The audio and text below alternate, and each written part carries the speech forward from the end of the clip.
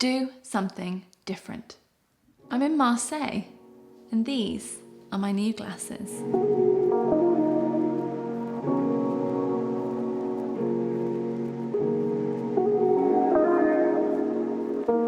Welcome on board the EasyJet flight shuttle departing to Marseille.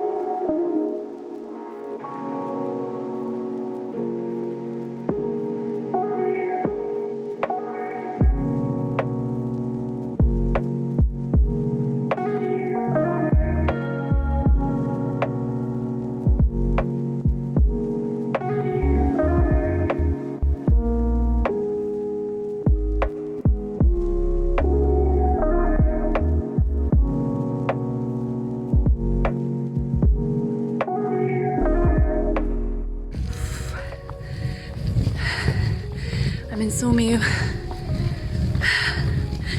walking up a hill. It's good to get some exercise. Nearly there. Here's another hill.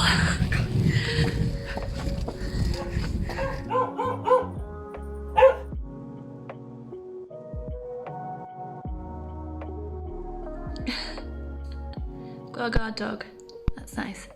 This is day 6 of a 7-day solo trip to Marseille that I only booked a few weeks ago. Before I came here, I didn't know that much about Marseille. I'd heard the name before, but I didn't know much about the place. I didn't know that it was in Provence. So why am I in Marseille? In September 2021, I was feeling very burned out and very tired and very depressed. And I decided that I had to do something completely different. I decided to take a few days off and have a stay-at-home holiday. And rather than just sit around and veg out and watch Netflix and be lazy, which is one of my favourite time off things to do, I decided that I had to get out of the house and I had to do something completely different. So I picked something that I've never had any interest in before, or to be honest, since.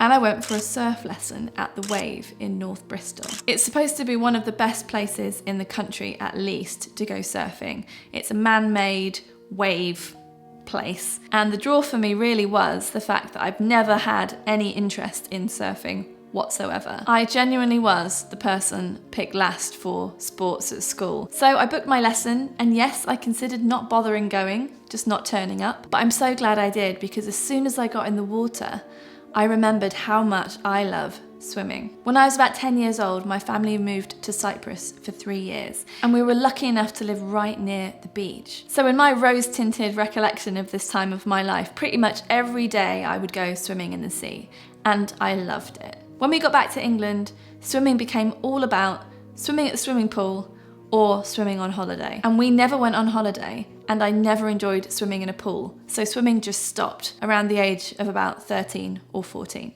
Until September 2021. Yes, emboldened by my experience at the Wave, I got in touch with my neighbour who I knew went swimming at Clevedon Marine Lake, and she took me with her on the Friday morning, and it was life-changing. To many people, outdoor swimming is just swimming, but to me it's something completely different, because it's not in a pool and it's not that rare occurrence of swimming in the sea on holiday. And so I just kept on swimming. I decided to do as many different kinds of swims in different places as I could in a 30-day period. And that took me from Clevedon Marine Lake to Cromhall Quarry to Dosthill Quarry to Lake 32 and then to Cascais and Estoril near Lisbon. And then it got a little bit too cold for me, so I stopped for the winter. And then I got all wrapped up in my work and my woes again, and I didn't swim again until just very recently. I booked myself a weekend away in Snowdonia to attend one of Vivienne Rickman's mountain swimming weekends. And so that I wouldn't be entering the cold water of North Wales without having swum at all this year, I went back to Lake 32 for a beautiful swim a couple of weeks ago. It was so great to be back in the water. And all of that brings me here to Marseille, to visit Les Calanques de Marseille, the beautiful rugged national park, and to go swimming in the turquoise water of Calanque de Podestat.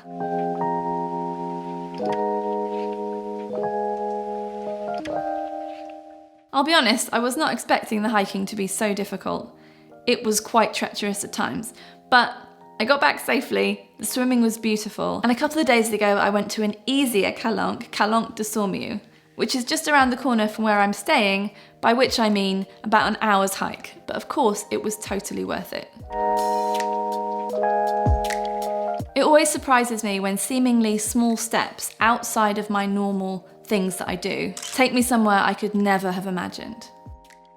I'm so glad that I gave my life a little shake up just over a year ago and tried something different, because if I hadn't, then I wouldn't have had this wonderful conversation in French with a taxi driver this morning, where he told me about how much he loves the singing frogs who live at his sister's place outside Marseille.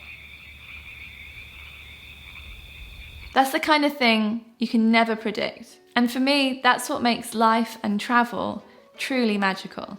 I've talked before about learning to listen to that quiet voice inside, the one that says, I want to go this way, or I'd like to try this food, or I'm tired, I'm gonna get a taxi today, and try to hold a conversation in French.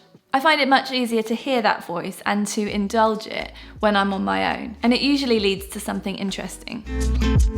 Bonjour. Life's really too short to get stuck in situations we feel uncomfortable in, or where we feel we're just passing the time till we can do what we really want to do. And solo travel like this is a real privilege that I'm very thankful and grateful for. But I think there are plenty of ways to implement this kind of thinking in daily life. So, what will you do differently today? Let me know in the comments, won't you?